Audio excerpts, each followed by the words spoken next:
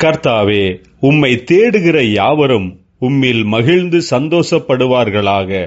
உமது இரட்சிப்பில் பிரியப்படுகிறவர்கள் தேவனுக்கு மகிமை உண்டாவதாக என்று எப்பொழுதும் சொல்வார்களாக. கர்த்தருக்குள் பிரியமானவர்களே, உங்கள் அனைவருக்கும் இனிய காலை வணக்கங்கள். இன்றைய வேதவசன தியானத்திற்கென்று நாம் தெரிந்தெடுத்திருக்கும் வேத பாகமானது எரேமியா 39 அதிகாரம் 18 வசனம். உன்னை நிச்சயமாக விடுவிப்பேன், நீ பட்டயத்துக்கு இரையாவதில்லை. நீ என்னை நம்பினபடியினால் உன் பிராணன் உனக்கு கிடைத்த கொள்ளை பொருளை போல இருக்கும் என்று கர்த்தர் சொல்லுகிறார் என்றார். பிரியமானவர்களே, இன்றைய வேத தியானத்தின் தலைப்பு கர்த்தர் மேல் நம்பிக்கை வைத்தவர்கள் என்பதே. தீர்க்கதரிசியான எரேமியா எருசலேமுக்கு உண்டாகும் அழிவுகளை பற்றி முன்னறிவித்தான்.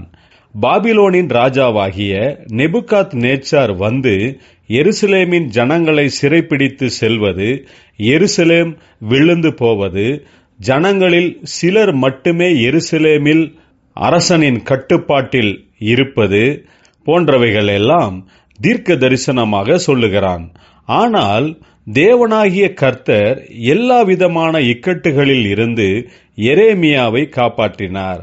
அவனுக்கென்று உத்தமமான நிலையான இடத்தை கர்த்தர் ஏற்படுத்தினார்.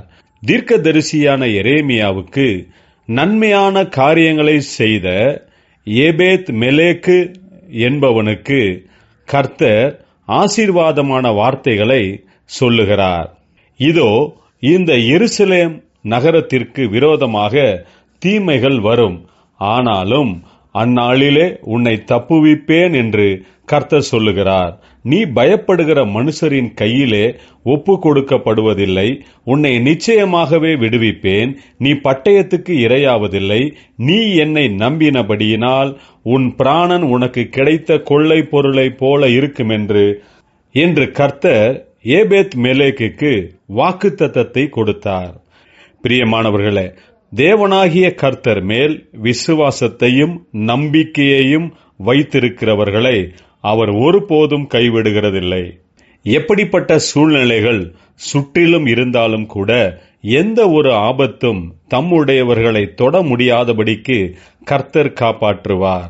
விசுவாசத்துடன் முன்னடப்போமாக. ஜெபிப்போம். ஜீவனுள்ள தேவனே, உம்முடைய கிருபையினால் எங்களை கரம் பிடித்து நடத்தும், ஆசீர்வதியும்.